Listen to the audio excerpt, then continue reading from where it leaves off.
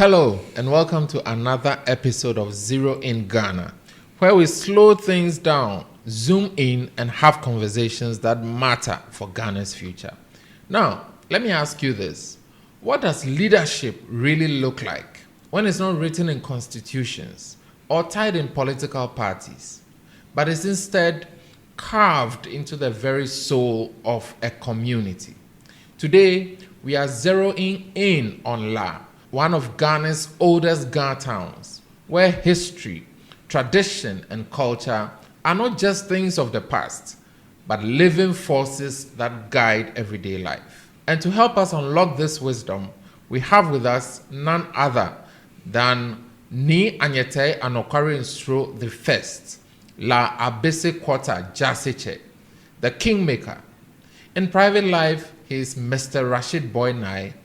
Many of you already know him as a La historian in his own right, and a former Assemblyman and an arbiter who has settled disputes through alternative dispute resolution, keeping peace and harmony right here in the community of La. But that's not all. He's also a custodian of rites and rituals, someone who upholds and performs indigenous practices that connect us to our ancestors.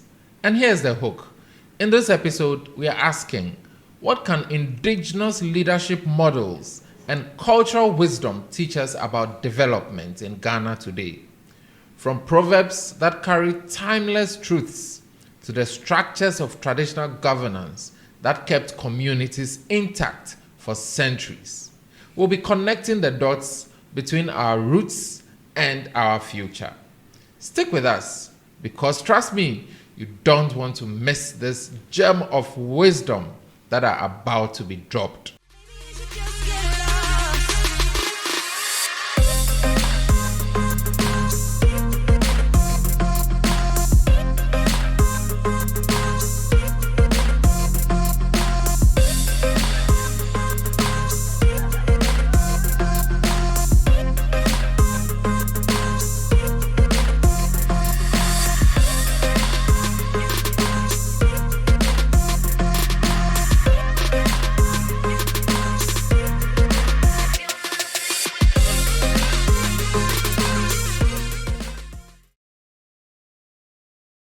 So let's get into it.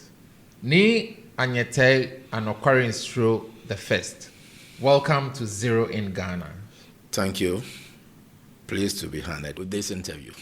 So, Anokware Nsro the First. You are known, mainly as a leader, a traditional authority within the community of La.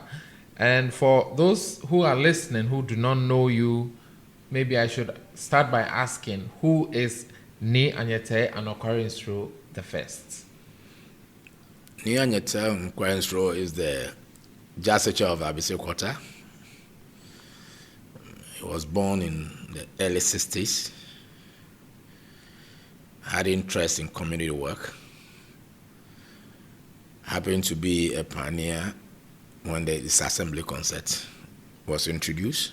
So I served 2 terms as a representative of Lapana people, and took it upon myself to also add my little bit to what has been done by my forebears. So I look at what Kujo Sardine, Amole, and others have done, and said, I also owe it a duty also to add something.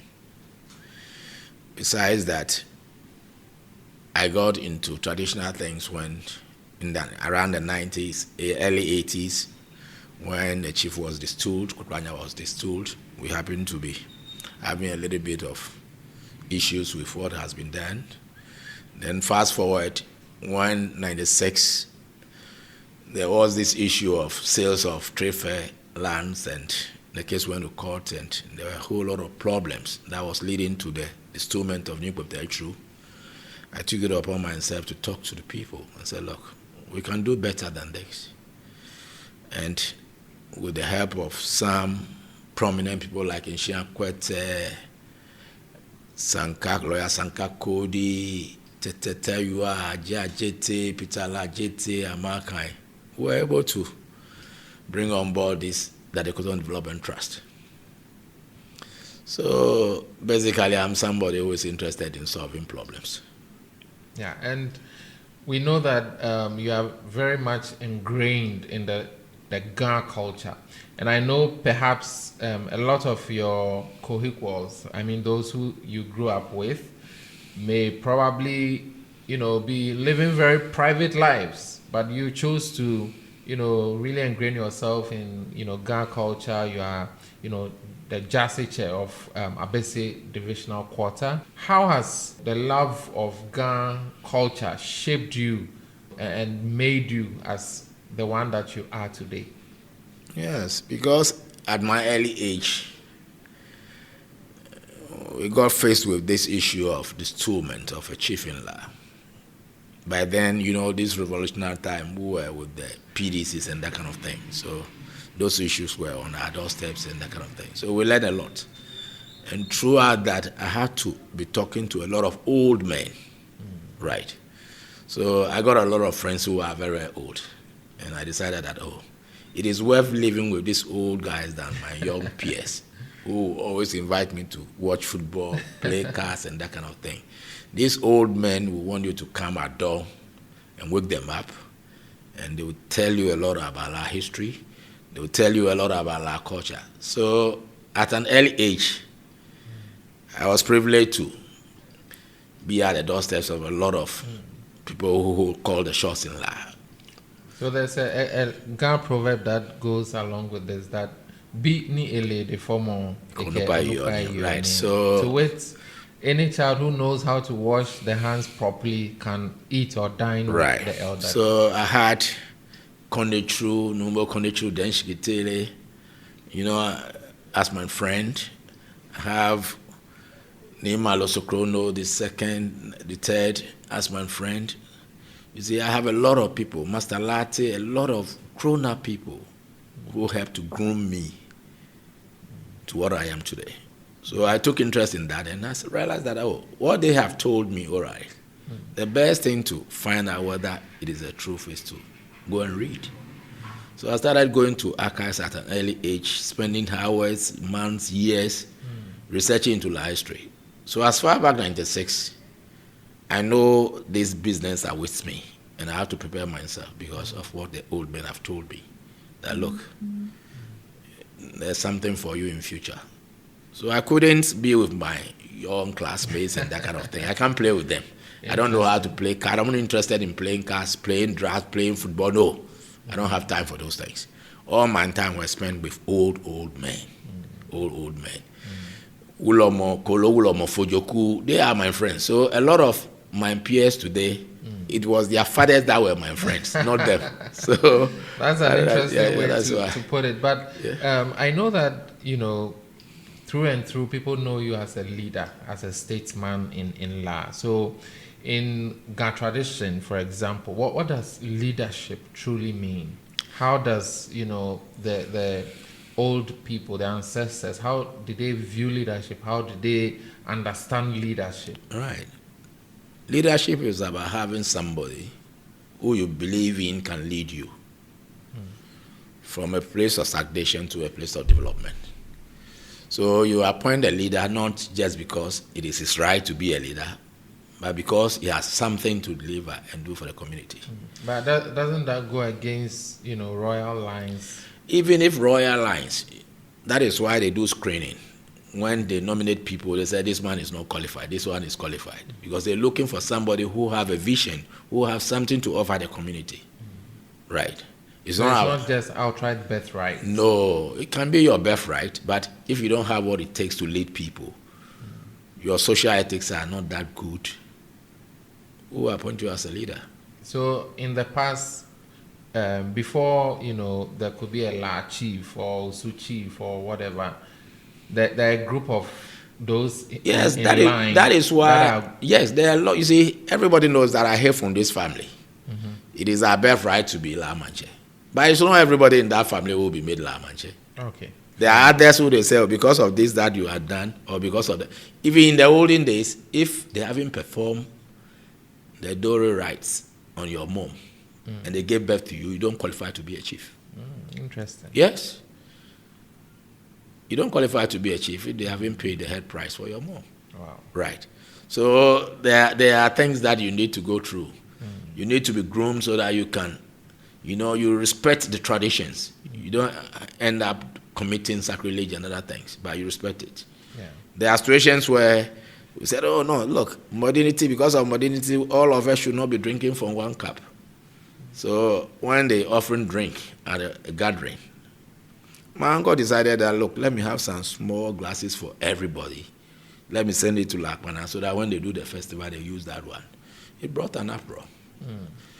Because the idea of using one thing is that it unifies us. Yeah. You see, once we all drink from one cup, it means that I have no evil intention against you. Right. So they say, hey, this one we don't hold here. Take this one away. Right. You see, so traditions have their meaning. The reason why they do it, they don't do it because they are just doing it. Today, we don't learn about why certain things are done and has become part of us, and we call it our tradition. No. You see, oh, it's been done before I was born, so let me continue. And why do you do things you don't understand? You mustn't do anything you don't understand, right? Yeah. So you need to know the import of what you're doing before you do it, right? So leadership is about getting the right people in place, people who can mobilize people so that we can achieve our goal. Because, in Ghana proverbs we say, right? Yeah. One tree does not make a forest. Because a little small wind will get it uprooted. But if you have a whole lot of trees, there's a windbreaker, so some will survive, right? So just in leadership, one person cannot think about everything. Can you have one person who knows how to build a bridge, who knows how to build a school, who knows how... No, you can't get like that.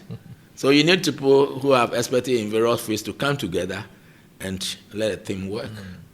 So, for the sake of those watching, if you could walk us through how Ghana authority is established. Right. What are the different structures? What are the different roles within the Ghana traditional leadership setup?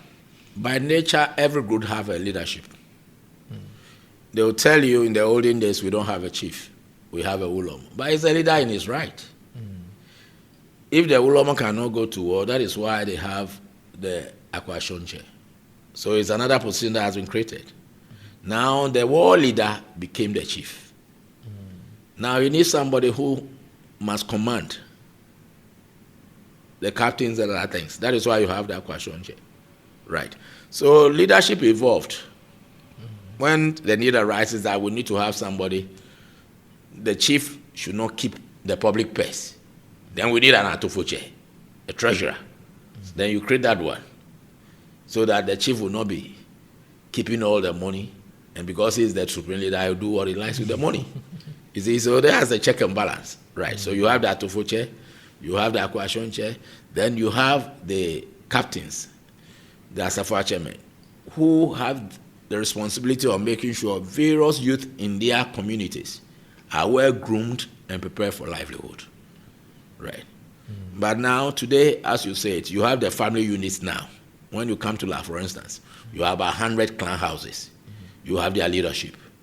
Those clan houses, they have sub-gates. They also have their leadership. So leadership is everywhere. You find it everywhere. Except that what we expect them to do, some are miserably not doing it, right? Because the head of family must see to the welfare of the people. His business is to make sure he's seeing to the development of the people under him. That is the mandate that has been given to him. He's protecting the people from both internal and external exploitation. Right. Interesting. Yeah. So you've walked us through some of the roles, like the chiefs, the Akwashonche, the Atofocheme, and so on and so forth. So, and to a large extent, all these different roles existed because of, Ghana people's recognition that there has to be balance of power. So there wasn't just one authority that, overrides all, but there were different roles and responsibilities. But when it comes to conflict resolution, how did, or how has, Ghana culture handled conflict resolution in centuries before now? Before governments came in and we have this statutory body created called our traditional councils and other things. The stools have their own way of resolving conflicts and that kind of thing. Right. Dating back to the early 1650s, Mancho Duachem was at Ajangoti. Osu Manche Noti approached Mancho Duachem with an issue. He has gone to borrow agri-beats from Okankwe, and they are the precious things people have in their life by those days. So if you go and borrow it for your tofu or something of that sort, they count the number of beads on the string before giving it to you. Unfortunately, it got torn on the way, and the turkey picked one and swallowed it. So when they brought the beads back to Okankwe, they realized that when they counted, it was short of one. And one agri-beats, you need to provide 7 human beings. What? To go and work for the person for some number of years if you lost one agri-beats. So this became an issue. So Osu Manche approached Mancho Duache that, look, this is an issue that I have. So mediate between me and Mancho Okankwe in the 1650s. So before the Europeans came, we have our way of settling our things. Now fast forward. Because we have clans and we have heads, we have men, and we have various opinion leaders in the community. If you have an issue, you need to go and petition an elder. Summon the other party and go into the matter and reconcile you. So in Ghana, we have something we call lamidra. When they say lamidra, lami in Dangbe is the shell. Okay. You know, adodi, the shell of that. So if there is a quarrel between two parties and it is resolved by the elder, both parties agree that the matter has been resolved. They'll pull the shell down and both of them will have their hands holding one stone, pebble stone, and smash it. If it breaks into pieces, they will pick one piece, tie it in the cloth and give it to you, and one piece to the other. The rest will be gathered and thrown into the river or the sea.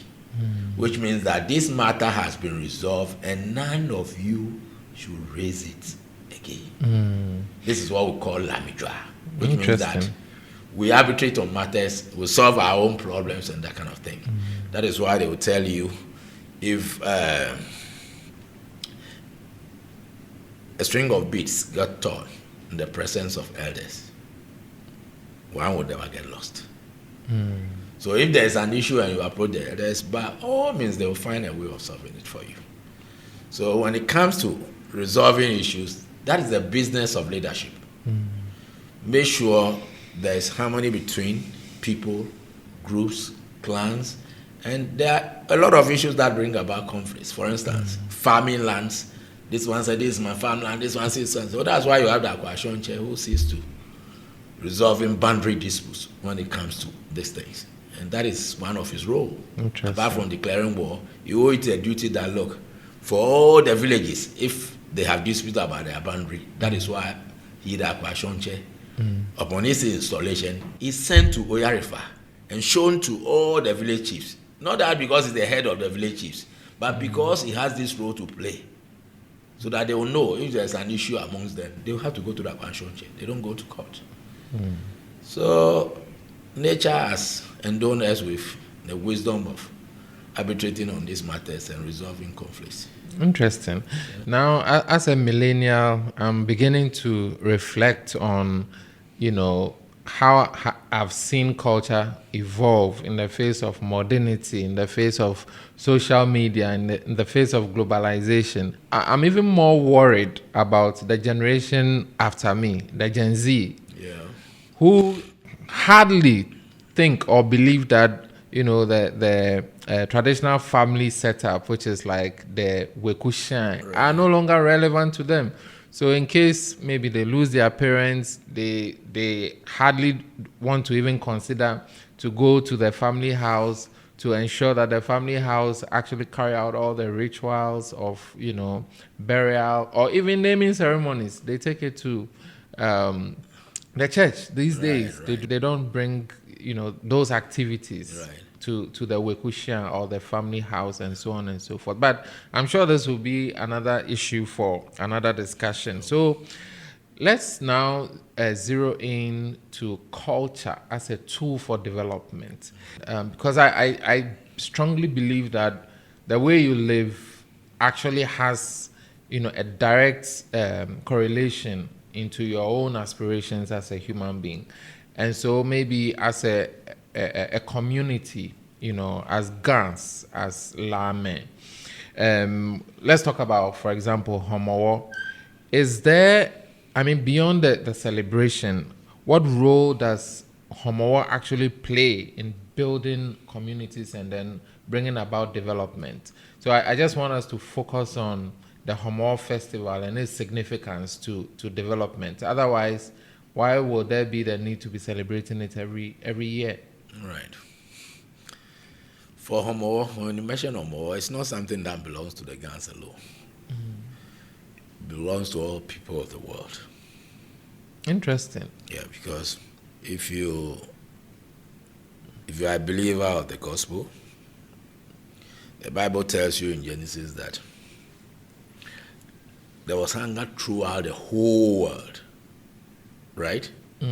And all the people of the world migrated towards Egypt for bread. And Joseph, being the agri minister, who have given them the wisdom to store, to do irrigation.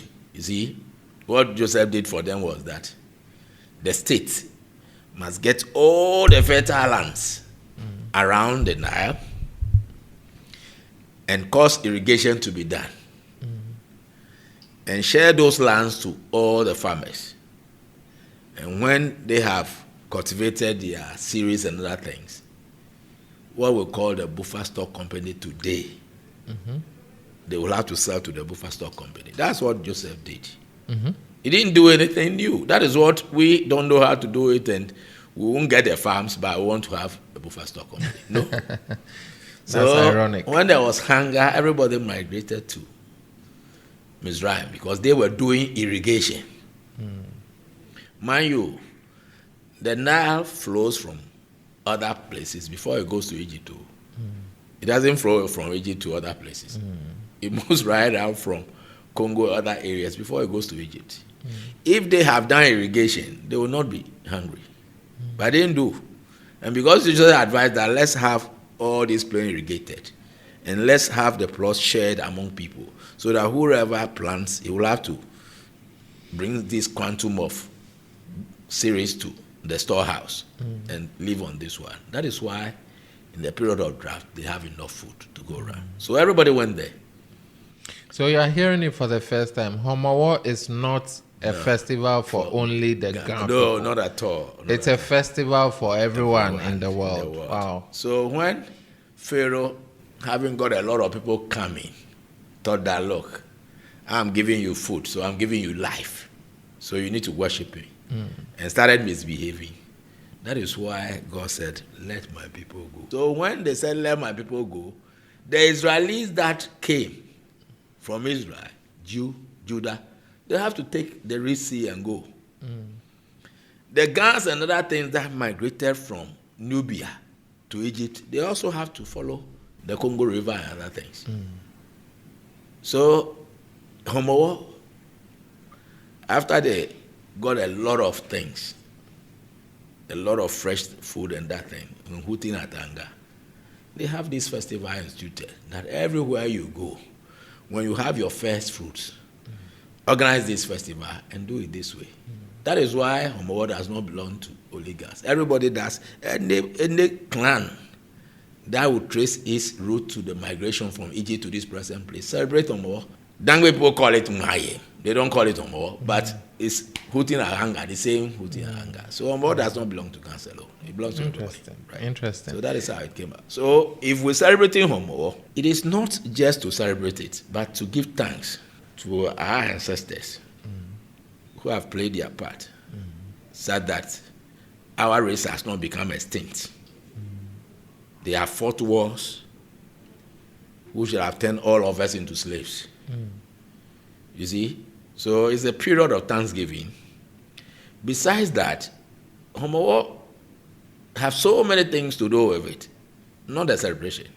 In the olden days, it's the time where marriages are consummated. Oh, really? Yes. So if it's Homowo time, every male that is matured, that can now fire a gun, that can go to war, is qualified to marry. If you can't have your own farm, you can't buy a gun, you can't go to war, you can't marry. Because you can't protect your family. Wow. And that is why the Asafo people are groomed. That is why when they give birth to a boy, they offer the Asafo people a drink. And they see to your grooming. So these Otofo things and other things that they do is initiation. From childhood to adulthood. So that they teach you the things that adults should do. Be it a male or female. Right. So Homowo in the olden days was a period where matured men meet their mates. Interesting. So you see, they have a plan thing. So once we all take our wives within a certain period, they are likely to give birth within a certain period. So it's a generation, not that you say this is one generation, this one is 50, this one is 42. No. If they say a generation, everybody will be at the same age. Wow, that's interesting. So they are able to plan their families and their population. Right? So that if they say we want people born between this time, they will get a whole lot. They know. Born people, they can get a whole lot. But here it will be very difficult if you said... So it's a whole deliberate machinery and that kind of thing. So they will dress the beautiful ladies and bring them to the festival ground. And the men will come. So, for instance, if they come and they are for this man, I want this one also say, I want this woman, they will fight. And the strong man wins and takes it away. Wow, interesting. Yeah, so all these things have happened. And it happened that one shy princess want to go and watch the festival of the La people. And when he went there, somebody mistook her for somebody who wants a husband and carried her away. And that brought war between the Las and the Shai. Oh, okay. And that is why the La people vowed that it will not be done in the night again. If they are doing it up to 6 o'clock, they must stop. Oh, and that is why you have Agbubunte Manche. Bringing sticks and other things. So when they're doing the festival, you find that Bunche Manje with sticks. He's telling you it's time. Get out. So everything is regulated, right, in a way. Besides that, fresh produce have come. You have millet. You see, it wasn't maize. It was millet that was used by then. It wasn't maize. Because maize doesn't thrive in arid regions that are harsh, and maize doesn't thrive. But millet is a very strong plant that the least water you can have. So it was millet that is used in doing these things. It is only when we got here and they brought this maize thing from Brazil and other things, and it's become plenty, that we shifted. They brought in the maize to plant to feed people who are working in the mines for the Europeans. And that is how maize also took over from millet. So when we're doing our festival, they will tell you, Waduma. They won't tell you Adunable. They will tell you Aduma. So wait, we are going to plant millet. Millet and not corn or maize. Or maize, right. So Homowo is a very big thing. Besides people coming to celebrate, we can have an activity that will create wealth for a lot of people. Today, what you say is people have taken to drinking. So the whole thing is just bars all over and drinking their heads off. So people come and plant their bars for 1 month, they sell drinks and they go away. What are the inhabitants themselves getting from it? Homowo is a period for reconciliation. If there are issues that have not been settled before we start the festival, all those things must be settled. Homowo brings about unity. Homowo brings about development. So you must have a team. That is why it's a social sanction. You see, when it gets to Homowo, there are a few weeks that you are allowed to speak truth to anybody. Yeah, I was coming to ask, because I think for La and Teshin, there's, there's songs that, people create, which is called Bang Lala. And it's actually kind of it has no beats, no instruments whatsoever. It's just a cappella with, feet stamping on the ground. And the content of that mainly is about either chastising certain leaders who did not do a lot of things right in the previous year up until that period of Homowo. So they openly criticize, they call names. You see, when they impose a ban on drumming and other things, which we started on our festival, for those 3 weeks, you are at liberty to chastise anybody who has done any wrong. And you can even sing to his doorstep. And custom demands that he offer you drink for being bold, for being bold to tell him in the face that you do this, you did that, and it's wrong. Don't do it again. So he also learn and know that, hey, so what I'm doing, people are aware of it. Then he will change his ways. Yeah. You see, when God told the Israelites that, look, I'm taking you out of Egypt and giving you the promised land, right? He said, when you get there and you don't conduct yourself well, right, they will compose songs of mockery. You see, God told them, they will compose songs of mockery and mock you. In Ghana, we say, Kajinya shashi wo shpono. Ni nyefe nyejemba jogba, nyeba chonpa, nyeba tokpa. Ni nyeba chonpa la mono, nyeha jinko jine juefe. So all these things are social sanctions that God that's supposed to know. That's right. That's so very, when you come Homowo and they are insulting people, they are saying this man did this. It's a free for all thing. Police have no business saying it's not this one that will say Abronya have insulted somebody. We can insult the president or Homowo. He must check his books and do the right thing. Wow. Yes. Interesting. So that's actually a lesson that at the national level, yes, we need to know. Look, to adopt from the guns. If for everything somebody says something, and say, oh, he's insulted me, and you go and discipline him, then the culture of silence will be practiced. So they will not say anything again. Then once the culture of silence is practiced, you can do whatever you like. You will not account for your still worship. But if you know that, there's a period in Ghana where when they say this is accountability month, everybody can say anything he likes. So that at the end of the day, you go and check and see the things you have done really wrong and amend your ways. So people can learn something from that. Absolutely. That's really powerful because, I mean, in a free speech country, this is something that a model that can, be translated into even countries beyond Ghana. And I'm really now feeling very proud to be a Ghana myself, that all these things actually existed in our culture. Yeah. And that's kind of shaped the kind of people. So this, for instance, this one, when they said Ngowala and that kind of thing, and they ascended the family people. So the first Sunday after the Homowo said, look, we are entering a new year because Homowo commenced the new year for the Ghana people. Yeah. So our new year does not start from 1st January. No. Yeah. It starts from September. That is where we count our Homowo things, right? So we're entering a new year. So we asked the family members, is there anything that the leadership have done that you are not happy about? Because it's on water, everybody can speak his mind. Yeah. Somebody said, look, the head of family, the way he talks to us and squeezes his face. I said, because his face is not fine. That is, I said, bring pones. Next time, let the women bring pones and do makeup for me. I'll make my face fine. We laugh it off. You see, so it gives people the freedom. Yeah. Yes, Homowo gives people the freedom to talk truth to power. Yeah. So in terms of Homowo and how it fosters unity and development, this is one of the platforms that it creates to ensure that there's accountability and so on. That's very interesting. Away from Homowo, I don't know if you have a particular proverb that you think teaches a lot about leadership and maybe unity that you can share with those watching. It says that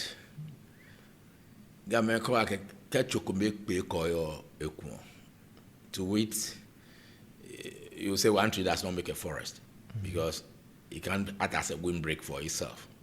But in another vein, another breath, what it means is that leadership is about everybody.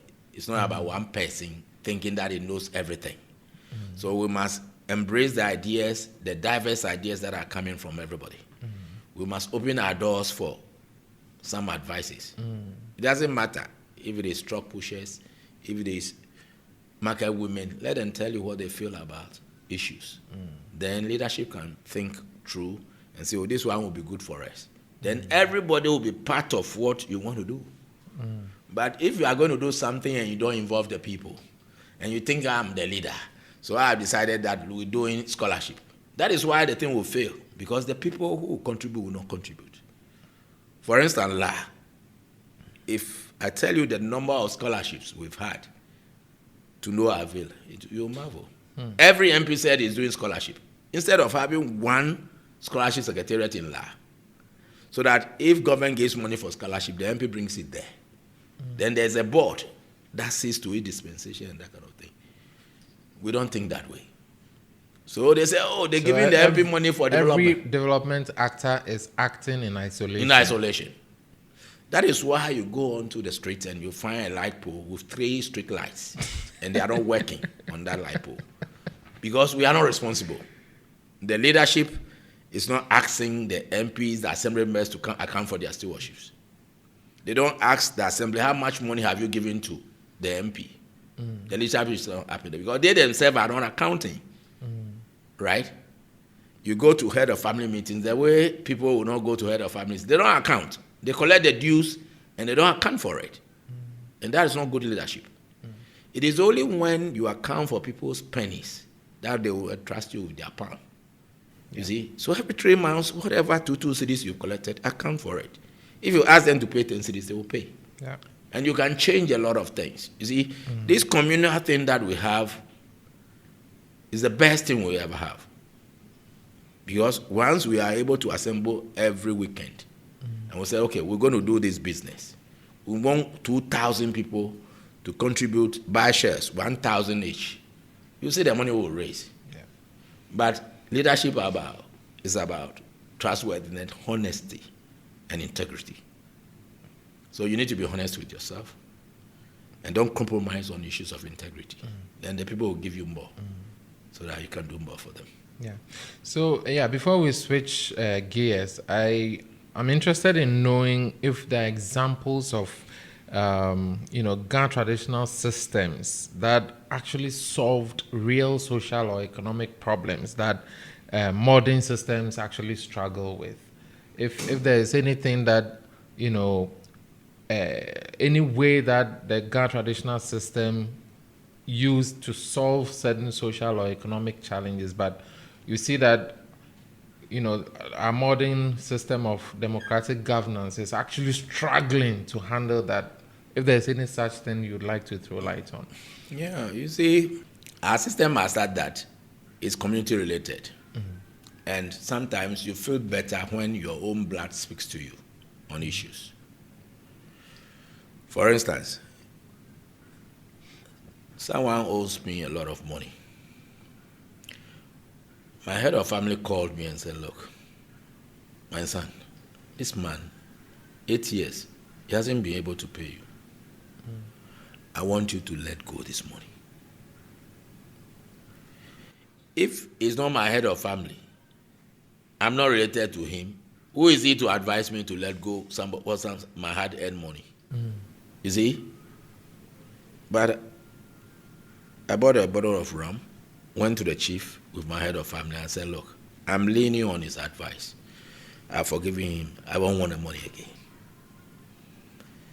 You see, so that community bondness also have something. It brings about a lot of things. Because there are issues that you send it to court, the person will say, look, I'll drag it. But meanwhile, somebody can speak to that fellow and say, oh, look, because of you, I let go. You see, so that communal relationship also helps in solving a lot of problems that our civil things cannot solve. Right. Interesting. Right. Let's switch gears a bit and look at, culture versus modernity. Today's youth actually straddle, two worlds. What is, or how they are living as, indigenous people, as against all these modern influences that are, flying around, especially on our smartphones and, wherever we find ourselves. So, how do Ghana youth navigate this, double world where they have to actually value who they are, their identity, their culture, their cultural practices, plus also appreciate, where the world is going as far as modernity is concerned? How do they balance the two? Because a lot of young people actually are losing ties with their culture and their identity because they are being carried away by modernity and globalization and so on. How do they handle these two worlds? Culture is dynamic. It's not static. So as people come into contact with foreign habits, it forms their culture. For instance, 100 years ago, no one would say, I'm sending my child to a church to be christened. You give birth, they will adore the child in your family house. Jesus Christ was adored in his father's house and named Jesus Christ. They didn't go and name Jesus Christ in the church. Right? Today, people of today don't even have a culture of their own. So the youth, the Ghana youth, they don't know what their culture is because, one, they don't go to their family houses. They live in isolated compounds. They have a lot of foreigners in the communities that they live. Their own dialect have been taken over by foreign ones. So you sit in Trotro, and every Ghana person on board want to speak Tree. Right? So there may be certain words that your kids will never know are Ghana words in his or her life. So you can get somebody around 35 that doesn't know what we call Ghana culture. He doesn't know, he haven't seen it, they haven't practiced it. They christen him in the church. He doesn't go to family meetings. He doesn't know what it takes to bury a dead person. So how will he know what our culture is? Because if he goes to funerals and partake in the things that they do, listening to the pouring of libation and other things, he will hear things that gives meaning to our culture. But it doesn't go there. You have your separate families. You are living in unitary places somewhere, and you don't care about the others. So how will you have what you call a culture and say it's being influenced? What you know is the one you see in your environment. So it's your own culture that you have, not the Ghana culture. You may find Ghanaians who never eat kinky in their homes. Can you find a Akan man who doesn't take fufu? He will tell you, if I haven't eaten fufu, then I have not eaten. So whether you like it or not, fufu must be part of the meal. Yeah. But a Ghana man, you'll find a Ghana family that for a whole month have never tasted kinky. So where lies his culture? You'll find a Ghana person who now does know how to grind pepper. Because there's blender. So they don't know how to grind pepper. But if the idea is to make life easy, and technology is that is why, right? If technology is helping you, you must know what the root is. Then when you are modifying it, if you don't have it, you can come back to it. But if you don't know what the basics is, and you get amiss with this one, for instance, you're cooking with gas. You don't know a coal pot. In your house, you have never seen the coal pot before. All you know is this LPG gas. And you run out of gas, and there's no gas around. We go and throw the food away. What will you do? You have to use charcoal. Yeah. And you don't know what a coal pot is. So how will you cook? So that is what is happening to our culture. So we need to have our culture. I said this is what it takes. Yes. Such that whenever we need it, we fall back on it. Because, for instance, if they are doing adoring, and they say, chwa, chwa, chwa, omanyaba, hey, we're inviting good tidings. Everybody responds, yao, which means amen. Right? Yep. You don't understand this chwa, chwa, omanyaba. So the moment somebody tells you this is fetish, you believe in that. Because you don't know what your culture is. Your language, you are lost. You see? Yeah. So that is the problem we have with the present generation. Instead of going to their family houses, people will wait when they come on retirement and they don't have friends anymore. Then now they run to the family houses. They want to be elders. And you know nothing. When they say do adoring, you don't know how to perform adoring. Funeral, you don't know. And you say you want to be an elder. That's the problem we're having with our family houses now. You see?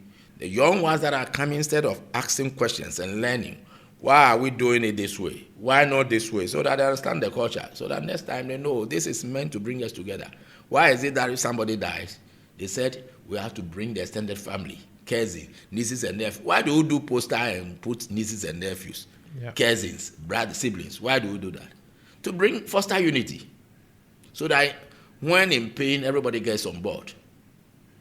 Right? Yeah. You don't just wait when the person is throwing a birthday party and you go there.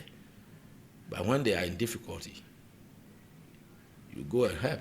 I wanted to know what risks are there as a country if we kind of relegate our indigenous cultures, in the background, and then all in the name of modernization. Because, for example, we had a certain architecture, that kind of fitted the climate we found ourselves in and how we were living together as extended families, where you have the auntie on the compound, the grandmother on the compound, the uncle on the compound, your siblings and so on and so forth. So, for example, child rearing becomes easy because there's always somebody in the house. But now modernity in Accra, for example, is that we are building condominiums, we are building townhouses, we are building, gated communities. So nobody comes into your compound. Yes.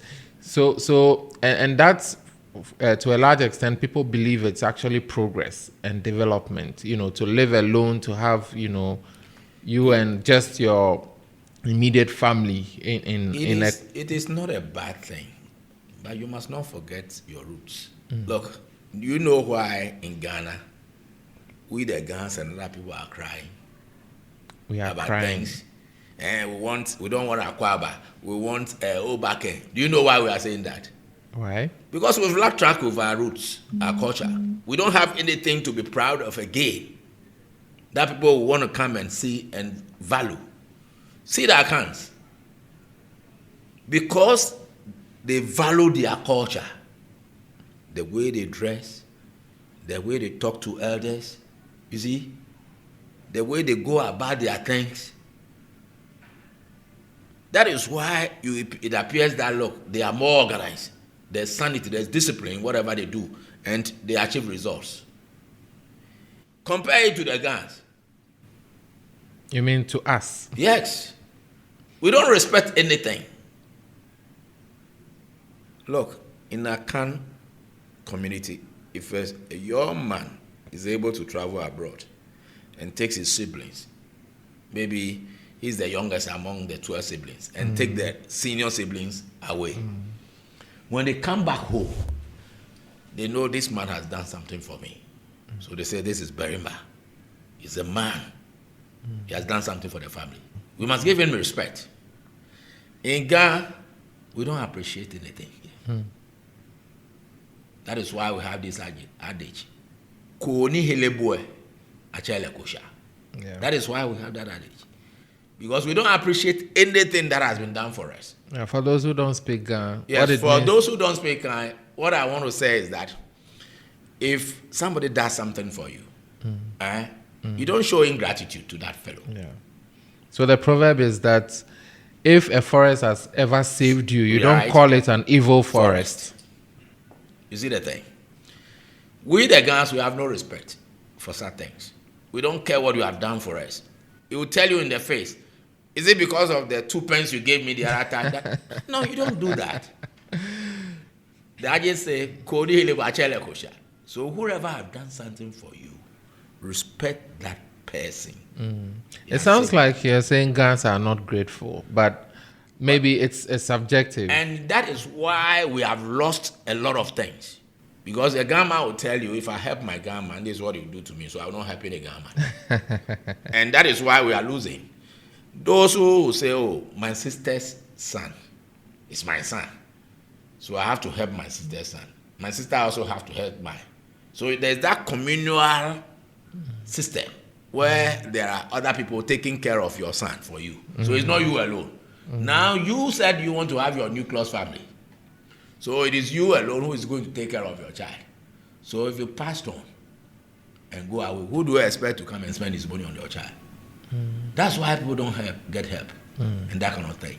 So we must change the way that, because we say, no. When we were doing the adoring, we said, if family members happen to be rich, they should help the poor ones. If you don't respect them, would they help you? No. So all those sayings are relevant.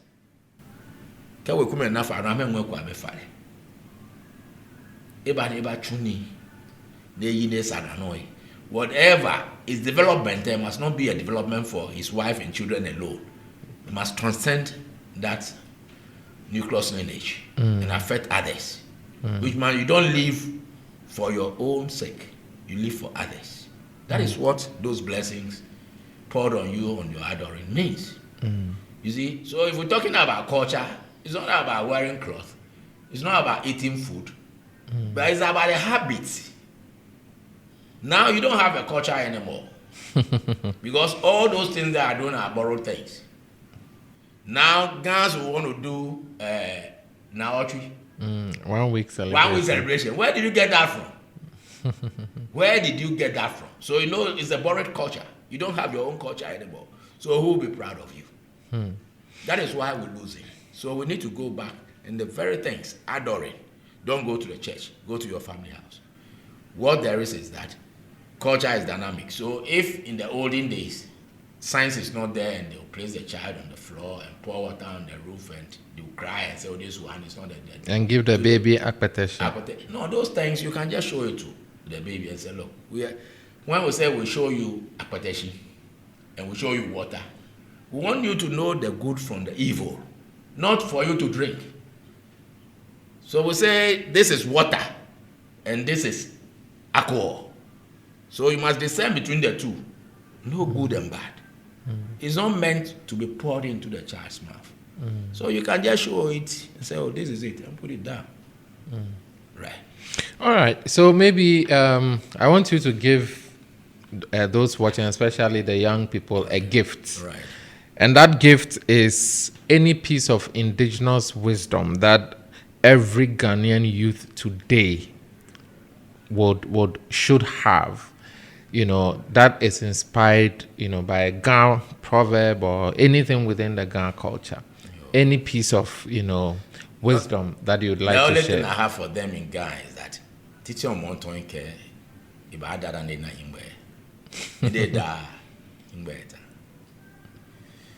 to wait, there's time for everything. So as a youth, when you come into this world, you have a period that you must focus on your education, civic education, and learn.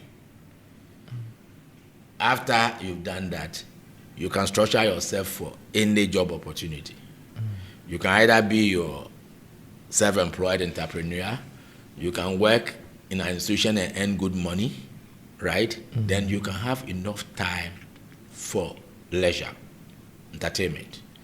So for me, don't waste the time that is meant for education watching football and playing drafts. From the age of 6 when you go to primary school till you get 25, you have no business doing anything but studying so that you can position yourself in this world. So don't wait till you are grown before you say, I want to go and learn this, I want to go and learn that. So teaching on motor care what it means is that the earthworm says it will grow before it will grow an eye, but eventually he never grew one. Oh yes. So procrastination is the thief of time. Anyway, so finally, maybe you can leave us with any Ga proverb or chant or incantation that kind of defines your philosophy of leadership. If it can be a chant, it can be an appellation, it can be anything that's unique to the Ga people. My word is in Ga, moke mo wono. ne ya wen. Moke mo wo no ne ya wen. If we are not united, we can never have a business that will grow. Because if we don't trade among ourselves and we trade with outsiders, there's no way we're going to create wealth. There's no way we're going to create wealth. So it is up to the Ghanaians to know that, look, other people have done it. Other ethnic tribes have traded among themselves. And they made so much money that they now control Ghana. And you are living in the capital, you have nothing. Because you never listen to the wisdom of those who know. Everybody thinks that I'm expert in my own business. So they will never ask for any advice. We must know that, look, in the Kobe Mongo, right? You need two fingers to kill a louse. Right. So get people on board, share your business ideas, groom people, let them know that, look, we have something, we need to leave a legacy. Others have done it before. Why can't we do it today? How about any chant in Ghana? It could be either a war song or anything that is said at a funeral or a naming ceremony or a marriage ceremony. Something very unique and authentic. Okay. There's this appellation. Male, Ododo Yade. You know, in 1826, when this Katamanso War was up to be fought, the Ashantis having organized themselves so well that they have a large army, and they were just routing out every community. Finish with Achem, finish with Akwamo, finish with Fantes, come as far as Makati Hill. Right? Ashanti took over up to Makati Hill. Now we were faced with a war we cannot win by ourselves.